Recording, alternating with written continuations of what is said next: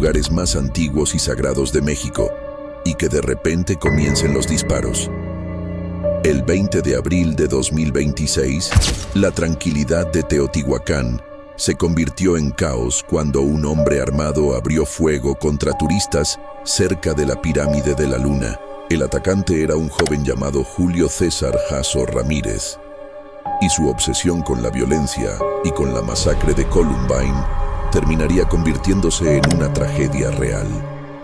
Pero la pregunta es, ¿qué llevó a este hombre a cometer uno de los ataques más perturbadores en un sitio histórico de México? El 20 de abril de 2026 comenzó como cualquier otro día en uno de los lugares más visitados de México, la antigua ciudad de Teotihuacán. Miles de turistas caminaban por la calzada de los Muertos, tomando fotografías y subiendo las escalinatas de las pirámides. Familias, viajeros extranjeros y guías turísticos recorrían el sitio sin imaginar que, en cuestión de minutos, el lugar se convertiría en escenario de uno de los ataques más impactantes ocurridos en una zona histórica del país. Cerca de las 11:20 de la mañana, el sonido seco de varios disparos rompió el ambiente tranquilo que normalmente domina el complejo arqueológico. Los primeros disparos provinieron de la zona cercana a la pirámide de la Luna. Al principio, muchos visitantes pensaron que se trataba de cohetes o algún tipo de espectáculo. Sin embargo, en cuestión de segundos los gritos comenzaron a llenar la plaza. Turistas corriendo, personas escondiéndose detrás de los muros de piedra y guías tratando de sacar a los grupos del lugar. Algunos testigos afirmaron haber escuchado más de 20 detonaciones, mientras el caos se extendía por el sitio arqueológico. Entre la multitud que intentaba escapar se encontraba una turista canadiense que fue alcanzada por los disparos. A pesar de los intentos de los paramédicos, la mujer moriría poco después debido a las heridas.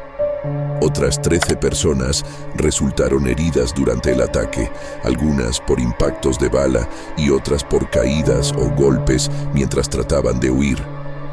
La escena era surrealista. Uno de los lugares más emblemáticos de la historia mesoamericana se había convertido en un escenario de pánico. El atacante se encontraba armado y seguía moviéndose por la pirámide. Testigos señalaron que el hombre caminaba por las escalinatas mientras apuntaba con el arma hacia los visitantes que se encontraban en la plaza. En un momento incluso obligó a un grupo de turistas a tirarse al suelo mientras continuaba gritando amenazas. Algunos visitantes grabaron videos con sus teléfonos, registrando fragmentos de la escena mientras trataban de esconderse. Durante el enfrentamiento con las autoridades, el atacante fue herido en una pierna.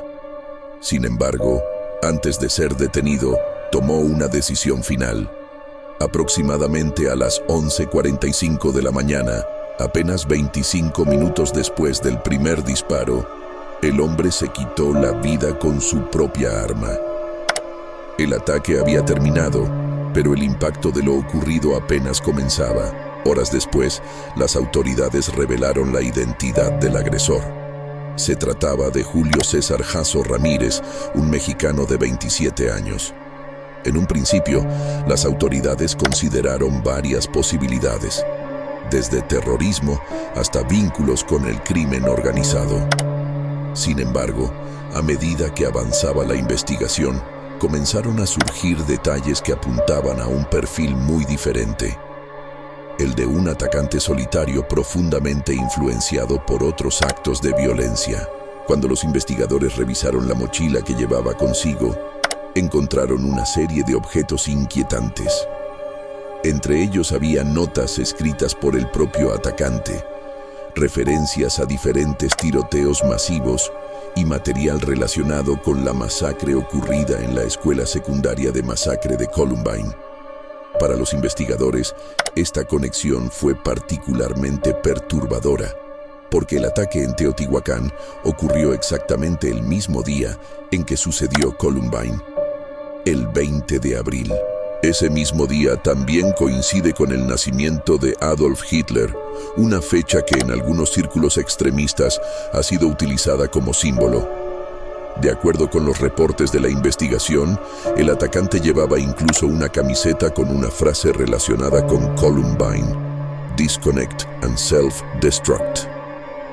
Además, en su teléfono se encontró una imagen generada con inteligencia artificial donde aparecía él mismo junto a los autores del ataque de Columbine, Eric Harris y Dylan Klebold. Según los informes, Yasso había mostrado durante años una fuerte fascinación por ataques violentos y masacres. En foros y redes sociales consumía contenido relacionado con estos eventos, analizando detalles de diferentes ataques y comentando sobre ellos. Este fenómeno, conocido por algunos investigadores como el efecto Columbine, describe cómo ciertos individuos obsesionados con estos eventos terminan intentando imitarlos.